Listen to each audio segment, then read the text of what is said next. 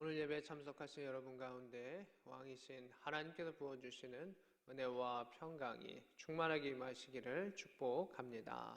아멘. 오늘 말씀 보겠습니다. 오늘 말씀은 창세기 25장의 말씀입니다. 19절의 말씀에 보면 아브라함의 아들 이삭의 족보는 이러하니라. 아브라함이 이삭을 낳았고, 또 20절에는 이삭은 40세의 리브가를 맞이하여 이렇게 말을 하고 있습니다. 아브라함의 아들 이삭의 족보는 이러하다라고 말하면서 그냥 아브라함과 이삭 그리고 리브가에 대한 이야기들이 나옵니다. 족보라 해가지고 그냥 누구 낳고 이러한 것보다는 이삭의 삶은 이러했었다, 이삭의 세대는 이렇게 살아갔었다라고 하면서 이삭이라고 하는 그러한 사람, 믿음의 사람에 대한 것을 강조하고 있는 것을 보게 됩니다. 지금 본문의 그러한 위치는 아브라함이 이제 1절부터 11절까지는 아브라함의 노년의 그의 죽음에 대해서 표현하고 있고요. 12절부터 그리고 18절까지는 이스마엘의 죽음에 대해서 이야기를 했었습니다. 먼저 그 두 사람에 대한 삶을 정리를 하고 이삭에 대한 이야기를 집중해서 이제 지금부터 이제 써내려가고 있는 말씀 안에 설명하고 있는 내용이 있습니다. 이삭이 40세의 리브가를 아내로 맞이했을 때 아브라함은 살아있습니까? 안 살아있습니까? 이스마엘은 살아있을까요? 안 살아있을까요? 둘 다 살아있습니다. 또 오늘 본문 가운데 그들이 이삭의 나이가 60세가 되었을 때 자녀를 낳았습니다. 이삭의 나이 60세일 때 아브라함은 살았을까요? 안 살았을까요? 살아있습니다. 그럼에도 불구하고 오늘 성경은 요 이삭에 대한 내용을 집중하기 위해서 이삭에 대한 내용을 한꺼번에 쭉 써내려 가는 것을 보게 됩니다. 그래서 아브라함이 그 당시에도 살아 있었고 무엇인가 영향을 미쳤을 수도 있겠지만 이제 아브라함의 것은 쫙 정리를 다 해주고 있습니다. 오직 이삭만을 집중하는 그 모습을 우리가 살펴볼 수가 있습니다. 20절입니다. 이삭은 40세의 리브가를 맞이하였다. 아내를 삼았다. 리브가는 바단 아람의 아람 족속 중 부두엘의 딸이요 아람 족속 중 라반의 누이였더라. 이렇게 되어 있습니다. 여기서 이삭의 삶을 쭉 이야기를 합니다. 40세까지 이삭이 여러 가지 일들이 있었을 수도 있습니다. 믿음의 일들도 있었을 것이고 어렸을 때는 그 아브라함이 이렇게 바치려고 했었던 사건도 있었습니다. 근데 그 모든 사건은 다 아브라함 중심으로 표현되고 있고 이제 이삭을 중심으로 표현되는 그 사건의 핵심은 그의 결혼부터 시작되고 있는 것을 보게 됩니다. 그의 어머니가 돌아가시고 또 잠시 있다가 그 어머니의 상을 치르고 그 빈 가슴을 채워줬었던 그 만남, 그리고 믿음의 후세대를 낳게 했었던 그 만남, 리브가의 만남을 이렇게 강조해서 표현하고 있는 것을 보게 됩니다. 그 결혼을 시켰고 출발을 시켰던 것은 아브라함이고 또 아브라함을 중심으로 그것이 기록돼 있고 또 그 나이든 종이 그 일에 참 기여를 많이 했었던 것은 우리는 알고 있습니다. 그 교집합 가운데 핵심의 사건, 이삭을 중심으로 이제 써내려갔었던 하나님의 그 계획의 핵심은 그 둘의 결혼 가운데 시작되었다라고 하는 것을 볼 수가 있습니다. 그들이 결혼해서 아름답게 살고 있을 때 21절에 이삭이 그의 아내가 임신하지 못하므로 그를 위하여 여호와께 간구하며 여호와께서 그의 간구를 들으셨으므로 그의 아내 리브가가 임신하였다라고 말하고 있습니다. 또 점프해서 26절에 보면 리브가가 그들을 낳을 때 이삭이 60세였더라 이렇게 되어 있습니다. 이 21절과 26절 사이의 간격은 20년이라고 하는 시간이 있습니다. 이삭이 그의 아내가 임신하지 못하는 것을 알았습니다. 그리고 하나님께 간구했다. 그리고 그 간구했었던 일들, 그 자녀를 가졌던 일들은 20년이 걸렸다라고 하는 것입니다. 근데 이러한 것들 속에서 여러 가지 추측을 해볼 수가 있습니다. 기도하는데 그 기도가 걸리는 게 20년이다라고 생각할 수 있겠지만 조금 더 다르게 볼 수가 있을 것입니다. 저는 이 확률보다는 어느 정도 그 아이를 낳을 것을 그들이 기대하고 또 이렇게 있었습니다. 근데 아이를 갖지 못하는 겁니다. 그 기다리는 시간이 그들 가운데는 한 20년 정도 걸리지 않았을까. 그리고 아이를 갖지 못하는 것을 알게 되어서 하나님께 기도했을 때 그 기도가 비교적 빠른 순간에 이루어진 것이 이삭의 삶이 아닐까라는 생각을 추측을 해보게 됩니다. 아브라함이 이삭을 낳았을 때는 하나님께서 약속 주시고 말씀을 주시고 그 기다림의 시간들에 대한 그 표현들이 중간중간에 나타납니다. 근데 이삭의 그 이러한 일들 가운데, 이삭이 아들을 갖는 일들 가운데는 기다림의 시간들이 거의 표현되지 않습니다. 임신하지 못하였다, 간구하였다, 하나님이 들으셨다, 그리고 임신하였고 자녀를 낳았다. 그 나이는 60세였다 라고 말하고 있는 것입니다.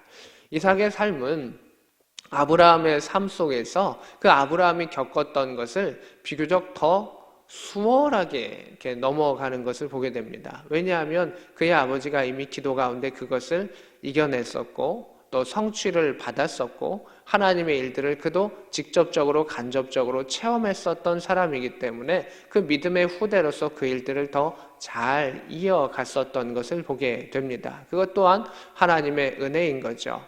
우리의 세대가 지금 잘 살아가고 있는 이유 중에 하나는 우리의 믿음의 선배들이 기도하고 또 믿음 가운데 연단받으며 체험했었던 그 은혜의 역사가 있기 때문에 우리가 비교적 조금 더 수월하게 마치 이삭과 같이 이삭의 삶처럼 우리가 기도하는 가운데 더 은혜를 누리면서 살아가는 것입니다. 사실 그것은 우리가 더 공이 있어서 그런 것이 아니라 첫째는 하나님의 은혜요. 둘째는 믿음의 사람들, 믿음의 우리의 부모님들, 믿음의 전 세대들의 그러한 눈물과 헌신의 역사가 이어져 가는 것이죠. 출발점이 좀 다르죠. 요즘 금수저, 운수저 이야기하는데 물질 가운데 금수저, 운수저가 있는데 아브라함은 그 믿음의 일들 가운데 그 부모님들의 도움을 그렇게 크게 받지는 못했을 것입니다. 근데 이삭은 다르죠. 이삭은 아버지 아브라함의 신앙의 도움을 참 많이 받은 겁니다. 물질도 많이 받았을 수 있죠. 그러나 더 큰 것은 이삭에게 더 큰 것은 믿음이라는 것이죠. 믿음의 조상 아브라함이라고 불릴 만큼 그 아브라함이 믿음 가운데 훈련받고 예배하고 결단하고 나아갔던 것이 그 후대에 이어져 내려온 것이죠. 그러하기에 이삭의 삶은 아브라함의 분량, 이 성경에서 아브라함이 이렇게 하나님 안에서 예배하고 했었던 그 분량이 꽤 많습니다. 하나님 참 많은 훈련을 하셨죠. 이삭은 그것을 넘겨받아서 그것을 수월하게 꼬린시켰었던 그 모습을 바라보면서 지금의 우리 세대가 그 이삭처럼 그런 혜택을 받았다라는 생각을 합니다. 근데 중요한 것은 이러한 혜택을 받은 자들이 그것을 잘 이어서 또 다음 세대로 넘겨주는 것이 중요한 것이죠. 근데 그것을 자기만 받고 다음 세대로 넘겨주지 못하는 사람들이 성경에 보면 참 많이 있습니다. 다윗의 후손들 중에서도 왕의 후손들 중에서도 1세대, 2세대가 뭐 잘 사는 경우, 또 믿음 안에 있는 경우 있을 수 있습니다. 그러나 3세대까지 내려가면서 믿음 가운데 번성하고 하는 경우는 거의 잘 나타나지 않는 것을 보게 됩니다. 그만큼 신앙이 유지되고 유산이 전파되고 하는 것이 쉽지 않죠.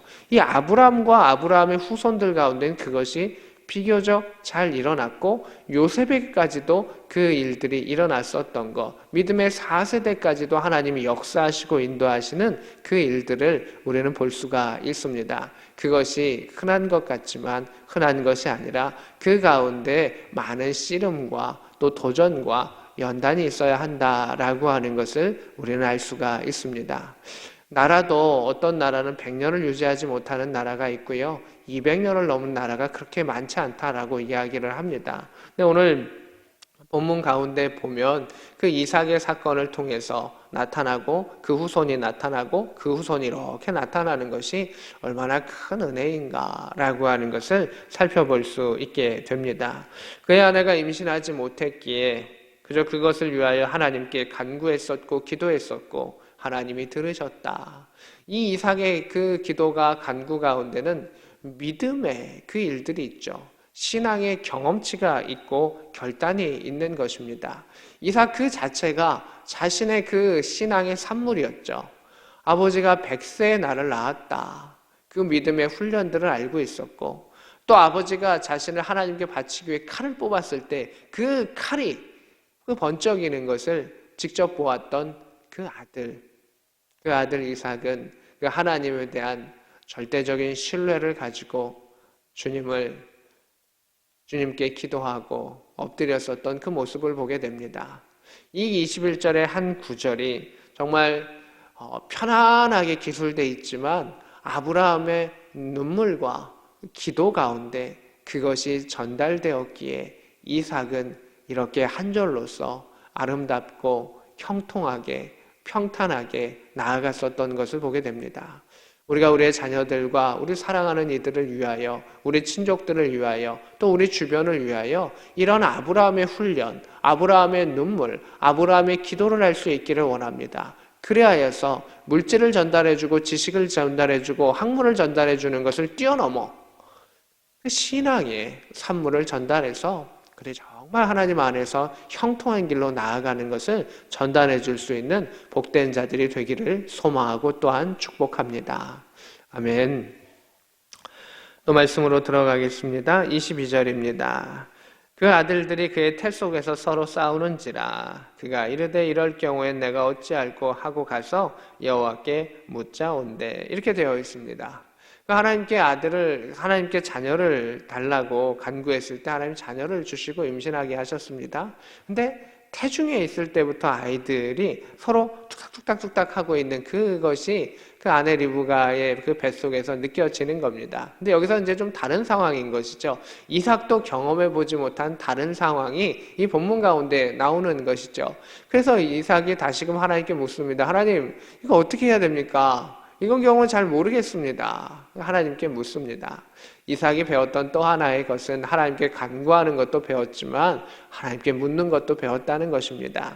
우리는 간구의 기도도 중요하지만 하나님께 묻는 그 기도도 참 중요하고요. 또 순종의 역사도 중요한데 그러한 단계들을 하나하나 해나가는 이삭의 모습을 보게 됩니다.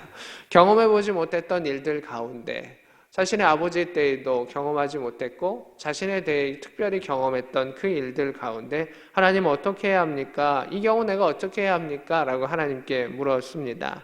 23절에 하나님께서 그에게 이삭에게 이야기를 하십니다. 하나님께서는 이 아브라함 같은 경우도 참 친밀하게 대화하셨고 이삭과 같은 경우에서도 그 영적으로 친밀하게 대화하시는 것을 보게 됩니다. 이 영적인 민감함이 반드시 그 믿음의 유산으로 전달되는 것은 아닌데 이삭이 그것을 받고 또 하나님께 기도하고 간구했습니다.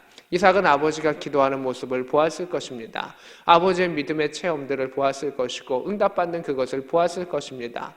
그래서 혹 아버지가 칼을 뽑았을 때도 아버지를 신뢰하지 않았을까 싶습니다. 그 아버지를 밀쳐낼 수도 있었고 붙잡히지 아니할 수 있었음에도 불구하고 하나님과 대화하고 기도하는 그의 아버지, 그리고 그 아버지의 기도, 그리고 그 기도를 들으시는 하나님과 하나님의 응답을 그는 신뢰할 수 있었기 때문에, 그가 그 자리에 함께 있었기 때문에 그 모리아 산 가운데 있을 수 있었고, 또한 지금도 하나님께서 역사하실 줄로 믿기 때문에 기도하는 그 기도의 사람인 것을 보게 됩니다. 기도는 그냥 하는 것이 아니라 그 믿음의 신뢰의 그 역사를 통해서 그 경험 가운데 우리가 나아가는 것이고, 하나님은 그러했던 하나님을 믿는 믿음 가운데 기도하는 자들에게 더욱더 친밀하게 다가오 주시는 하나님이신 것을 보게 됩니다. 만군의 주 여호와 하나님 그 크신 이께서 그 우리의 기도, 그 소리 가운데 귀 기울이시고 친밀하게 응답하여 주십니다. 아멘. 또 말씀 가운데 보면 다시 23절에 두 국민이 너의 태중에 있구나 이렇게 되어 있으나, 두 국민, 민족이죠. 상당히 큰 존재들이 너 안에 있다. 지금은 개인과 개인이지만 그 둘은 국민이다, 민족이다 라고 하는 것을 보게 됩니다. 두 민족이 너의 복중에서 나누어질 것이다. 너의 복중에 있는 자들은 민족이 되어서 나뉘어질 것이다. 그런데 이 민족이 저 족속보다 강할 수밖에 없다. 한 족속은 당연히 더 강한다. 큰 자가 어린 자를 섬기는, 서로 가운데 큰 자와 어린 자의 어린 자 또는 작은 자의 일은 일어날 수 있을 것이다. 그래서 그들 가운데 무엇일까요? 서로 서열 싸움이 되는 거죠. 내가 더 위에 갈 거야, 내가 더 위에 갈 거야 라고 하는 그러한 형제 가운데 일들이 있을 수밖에 없다 라고 이야기하시는 것을 보게 됩니다. 그래서 이삭의 질문 가운데서 하나님, 얘네들이 왜 태중에서 자꾸 툭탁거릴까요? 이거 어떻게 해야 돼요? 뱃속 안에 있는데 어떻게 해야 돼요? 라는 질문 가운데 하나님은 그 이삭이 기대했던 질문보다 더 놀라운 답변을 해주신, 그 이삭의 질문보다 더 놀라운 그러한 것을 답변으로서 다가와 주시는 것을 보게 됩니다. 민족이 있기 때문이다. 그 한 사람다, 한 사람 한 사람이 민족이 될 것이다. 그리고 서로 가운데 경쟁이 있을 것이다. 그리고 큰 자가 더 작은 자를 다스리게 될 것이다 라고 하는 하나님의 예언을 주시는 것을 보게 됩니다. 24절에 그 해산의 기한이 찬즉 태에 쌍둥이가 있었는데, 이미 뱃속에서 툭탁툭탁 거리는 그 느낌 가운데 이렇지 않을까라는 생각을 했는데 정말 나와보니 쌍둥이가 있었다라고 말합니다. 25절입니다. 먼저 나온 자는 형이죠. 물론 이제 우리가 의학적으로는 먼저 태생된 사람이 안쪽에 있고 바깥쪽에 이렇게 돼 있고 이렇게 이야기하기도 하고, 또 그냥 먼저 나온 자가 우리가 관례적으로 형이다라고 이야기하는 것도 있는데, 자, 그것을 뛰어넘어서 그냥 형은 붉고 전신이 털옷 같아서 이름을 에서라 하였다 이렇게 되어 있습니다. 그냥 몸이 붉은 사람이죠. 몸이 붉고 털옷 같아서 이렇게 되어 있는데, 알겠지만 털이 좀 더 있었을 수도 있겠죠. 붉고 전신이 털옷 같아서 에서라고, 붉다라고 하는 그런 의미를 갖고 있다라고 하는 것을 보게 됩니다. 26절입니다. 나중에 동생이 나왔는데 손으로 에서의 형의 발꿈치를 딱 잡았다라고 말하고 있습니다. 아기가 어떻게 했을지는 알 수 없지만 그냥 그 모습이 보였던 것 같습니다. 형을 쭉 당겼을 때 그 밑에 동생도 따라 나오는데, 그 형의 발꿈치를 잡아서 따라 나왔던 그 동생을 야곱이다라고 표현했던 것을 보게 됩니다. 발꿈치를 잡는 동생, 이것이 의미가 있겠죠. 아마 형을 자기보다 앞서 나가는 것을 난 용납하기 어려워라고 하는 그 아이의 마음이 이 안에 있었을 수도 있겠으나, 어쨌든 그 발목을 잡으며 태어났었던 야곱이 동생으로 태어났다라고 말합니다. 리브가가 그들을 낳을 때 이삭이 60세였더라 이렇게 되어 있습니다. 요 안에 아브라함이 관여하거나 축복해 줄 수도 있고 같이 기도해 줄 수도 있고 함께 했을 수도 있을 텐데 굳이 성경이 그것을 기록하지 않습니다. 물론 그들의 장막과 장막이 좀 멀리 있었을 수도 있고 이럴 수도 있겠지만, 그 아이를 데려가 가지고 아브라함에게 보여줄 수도 있고 할 수도 있었을 터인데, 그 부분에 대해서 성경이 기록하지 않고 미리 이제 아브라함의 죽음을 다 마무리해주고 이 내용만 빼가지고 집중하는 것을 보게 됩니다. 왜 그렇게 했을까요? 이제 이삭의 세대라는 것입니다. 그 아브라함이 살아있지만 이제 이 이삭이 헤쳐나가야 되는 것이고 이삭과 그의 아들들이 헤쳐나가는 그것을 더 집중해주기 위해서 우리는 믿음을 받아들이는 사람, 이 말씀을 받아들이는 그 사람들이 더 이삭과 그 아들을 통해서 하나님께서 어떻게 역사하시는가를 더 집중하기 위해서 성경이 이렇게 구별해서 표현해 준다라고 하는 것을 보게 됩니다. 27절입니다. 그 아이들이 컸습니다. 장성하였다. 어른이 되었습니다. 에서는 익숙한 사냥꾼이므로 이렇게 되어 있는데 사냥꾼, 사냥하는 전문가가 되었다라고 되어 있고 들사람이 되어서 바깥에 주로 다니는 그러한 사람이 되었고 야곱은 조용한 사람으로 장막에 거주하였다라고 되어 있어서 그들의 성격이 극과 극이었다라고 하는 것을 보게 됩니다. 28절에 이삭은 에서가 사냥한 고기를 좋아했었다. 그리고 그를 사랑하였다. 리브가는 야곱을 사랑하였다. 이렇게 되어 있습니다. 형제가 있고 그 형제들을 다 사랑하지만 그래도 자신의 성향과 취향에 조금 더 성격이 맞는 그런 자녀가 있을 수 있겠죠. 그러한 모습들이 있다라고 말하고 있습니다. 29절입니다. 야곱이 죽을 쑤었더니 이렇게 말합니다. 야곱은 주로 장막 안에 거하는 자니까 간단한 요리들을 더 잘했을 수도 있겠죠. 그리고 에서가 들에서 돌아와서 보니 피곤하였습니다. 근데 심히 피곤하였습니다. 사냥하고 막 쫓다 보면 에너지를 많이 쏟기 때문에 그러한 일들이 있겠죠. 30절입니다. 야곱에게 이야기합니다. 내가 피곤하다. 그 붉은 것을 내가 먹게 하라. 이렇게 되어 있습니다. 에서의 이름이 무엇입니까? 붉다라고 하는 뜻이죠.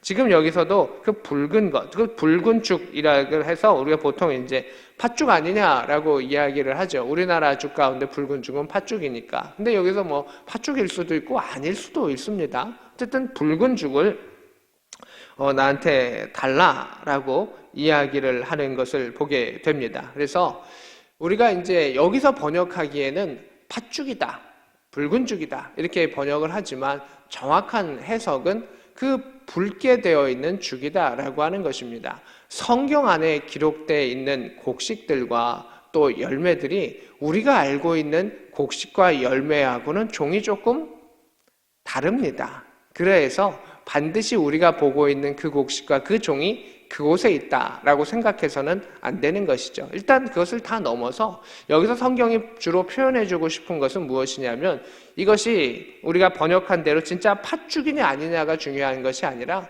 이 붉은 죽, 그 에서의 모습과 같이 그 붉은 모습, 에서의 성격과 같이 되어 있는 그러한 모습들, 이러한 것들을 성경이 더 표현해 있다라고 하는 것을 살펴주시면 좋겠습니다.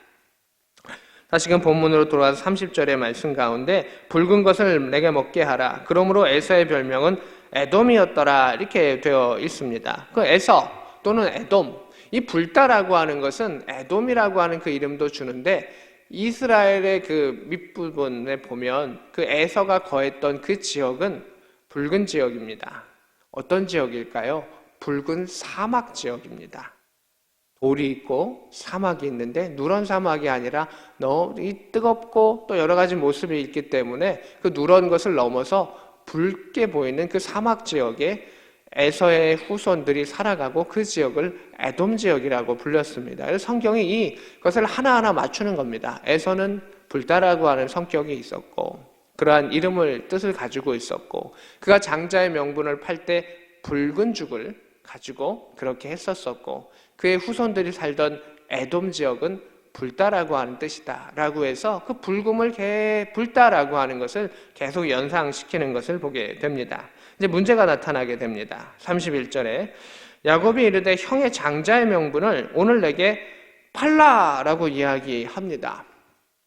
야곱이 노리고 있었던 것이죠. 호시탐탐 노리고 있었던 것이죠. 기회만 되면 나는 얻고 싶다라고 했던 것이 무엇일까요? 장자의 명분입니다. 물질에 의해서도 2배를 받고 있지만 영적인 복에 있어도 큰 복이기 때문에 야곱은 그것을 받고 싶었습니다. 할아버지를 통하여 아브라함 할아버지를 통하여 내려왔었던 그 복, 아버지 이삭이 갖고 있었던 그 복, 그 형통함의 그 복을 내가 갖고 싶다 라고 하는 그 마음이 있었습니다. 영적인 욕심과 또 세상적인 욕심을 함께 가지고 있었습니다. 그래서 그것을 빼앗고자 형에게 그 마음속에 있었던 것을 이야기하고 달라라고 이야기를 하죠. 32절에 에서가 이야기합니다. 내가 죽게 되었으니 명분이 내게 무슨 유익하겠느냐라고 이야기합니다. 근데 에서는 그 장자의 그 권리를 또 그 복을 명분이라고 생각을 했습니다. 또 이걸 다르게 한다면 사실 이 명분은 권리이기도 했는데 에서는 그것을 겉모습, 껍데기처럼 생각을 했었습니다. 이것이 에서의 잘못된 모습이라는 것입니다. 그냥 을에 내가 받아야 될 권리, 을에 내가 해야 될 것, 내가 안 받는다고 해도 안 받을 수 있는 것이고 내가 이렇게 해도 나에게 당연히 올 권리라고 생각했기 때문에 문제가 생기는 것을 보게 됩니다. 우리가 예배자로서 서야 하는 것을 하나님께서는 우리에게 의무도 주셨지만 그 설 수 있는 권리를 주셨습니다. 하나님 나라의 백성으로서의 그 명분을 예수 그리스도의 죽음과 부활의 사건을 통해서 우리에게 주신 것입니다. 근데 내가 세상의 일들을 행함에 있어서 너무너무 바쁘다. 또 내가 세상의 일들을 함에 있어서 내가 이 물질 가운데 이렇게 살아야 되는데 내가 굶어 죽게 되었는데 그 명분이, 그 권리가, 그 예배드림이 나에게 무슨 소용이 있느냐라고 말하는 그 에서의 모습이 우리 가운데 있을 수 있습니다. 물론 우리가 세상의 일을 함에 있어서 너무 피곤합니다. 너무 분주합니다. 또 물질은 많은 인플레이션과 어려움들을 우리에게 낳기도 하고 또 우리가 자녀를 돌보고 또 가정을 돌봐야 하는 부분들 가운데 생계라고 하는 것은 참 중요한 일입니다. 하지만 에서가 그 하나님의 것, 하나님께 예배드리는 그 권리와 그 명분을 소홀히 여겼을 때 결국 나중에 땅을 치고 후회하는 그 일들이 일어난다라고 하는 것을 보게 됩니다. 33절에 결국 야곱에게 이르되 오늘 내게 맹세하라. 에서가 맹세하고 장자의 명분을 애굽에게 팔았습니다. 34절입니다. 야곱이 떡과 팥죽을, 여기서 팥죽이라고 번역했지만 그 붉은 죽을 팔았습니다. 그 형에게 넘겨주었습니다. 에서에게 주매 에서가 먹으며 마시고 일어나 갔으니 이렇게 되어 있습니다. 떡을 먹고 또 팥죽을 먹고 또 물을 마셨겠죠. 마시고 일어났으니 에서가 장자의 명분을 가볍게 여김이었더라. 성경은 여기서 이야기하는 겁니다. 가볍게 여겼다. 그것이 얼마나 중요한지 모른다. 영적인 복이 얼마나 중요한지 모른다. 나를 위해 기도해주는 그 중보의 기도가 얼마나 중요한지 모른다. 예배 가운데 하나님께 올려드리는 그 예배의 자리가 얼마나 소중한지, 그 권리가 얼마나 중요한 것인지 에서는 모른다. 그것은 당연하게 여겼고 그 당연하게 여긴 것을 그는 뺏길 수밖에 없었다라고 말하고 있습니다. 야곱이 이것을 노려서 차지합니다. 근데 사단도 우리가 하나님의 믿음의 백성으로서 서는 것을 노리고 그것을 빼앗고 방해하려고 합니다. 하나님 나라의 놀라운 티켓과 그 보물을 빼앗으려고 하는 것이죠. 예수님은 우리 가운데 떡이 중요한 것을 알고 계셨습니다. 그러나 하나님의 말씀이 더 중요하다. 말씀으로 산다. 그것을 이야기하셨습니다. 예수님도 이 땅의 배고픔을 경험하셨습니다. 그래서 떡과 포도주가 중요한 것도 충분히 공감하십니다. 그러나 그럼에도 불구하고 하나님의 것을 중요시 여기고 하나님의 것을 우선시하는 자에게 하나님께서 더 놀라운 것을 주신다고 우리에게 말씀해 주시고 또 약속해 주시는 것을 보게 됩니다. 주 안에서 하나님께서 존귀하게 여기시는 하나님 나라의 백성 여러분들이여, 하나님께서는 하나님의 것을 중요시 여기는 자에게 더 큰 하나님의 것을 내려주실 것입니다. 당연한 것으로 받는 자에게는 그것을 빼앗길 수밖에 없습니다. 그러나 소중하게 그 말씀이, 그 기도가 하나님과 함께하는 그 예배의 자리가 소중하다라고 생각하는 자는 더 소중하게 하나님께서 우리에게 다가와 주십니다. 야곱에게 하나님께서 훈련시키고 다가와 주셨던 것처럼 하나님을 소중히 여기는 믿음의 백성들에게 하나님께서 영적인 것을 부어주시고 또한 영적인 것을 받는 자들에게 물질의 것을 허락하여 주시고 나음과 치료를 허락하여 주시고 하늘의 비밀을 경험할 수 있는 복된 저와 여러분 될 수 있기를 우리 구주 예수 그리스도의 이름으로 축복합니다. 아멘. 오늘 말씀을 생각하며 함께 기도하기를 원합니다. 하나님, 우리 안에 주어진 하나님의 복, 믿음의 유산이 잘 믿음의 후대들에게 주변 가운데 또 청년들 가운데 전달될 수 있도록 도와주시고 하나님 주신 믿음의 권세 그리고 믿음의 명분이 하나님 누림이 있게 하여 주시옵시고 차지함이 있게 하여 주시고 풍성함이 있게 하여 주옵소서. 함께 기도하겠습니다. 전능하신 하나님, 그 이름을 여호와하신 하나님께서 믿음의 사람들을 가운데 함께하여 주시고 이 나라 대한민국 가운데 믿음의 세대들을 허락하여 주시고 역사해 주셨음을 감사를 드립니다. 그 믿음의 세대들이 하나님 안에서 번성할 수 있는 그 역사를 허락하여 주시고 하나님 안에서 누릴 수 있는 믿음의 역사들이 일어나게 하여 주시옵소서. 믿음이 전달되게 하여 주시옵소서. 대대손손 하나님의 역사가 일어나게 하여 주시고 천대까지 복을 허락하시는 하나님의 은혜와 믿음의 역사가 있게 하여 주시옵시고 앞으로도 하나님께서 돌보심의 그 역사가 있기를 원합니다. 주 여호와 하나님, 하나님의 인자로서 우리를 돌봐주심을 바라보게 하여 주시고 하나님의 그 얼굴을 바라보게 하시고 그 영광의 광채를 바라보게 하여 주셔서 하나님 인도하시는 그곳으로 나아가게 하여 주시옵시고 온 가족이 하나님 앞에서 그 떡을 먹으며 그 잔을 나누며 하나님을 찬양할 수 있는 예배의 공동체가 되게 하시고 교회 공동체가 될 수 있도록 인도하여 주시기를 원합니다. 이삭의 걸음과 같이 인도하셨던 하나님, 가정들을 인도하여 주시고 함께해 주셔서 간구하며 기도하며 나아가며 또 하나님께 물을 때 하나님 응답하여 주시고 형통케 하시는 그 일들을 경험하게 하여 주시옵소서. 오직 여호와로 힘을 얻는 가정들이 되게 하시고 영적인 욕심이 있게 하시고 하늘 상급이 있게 하여 주시옵소서.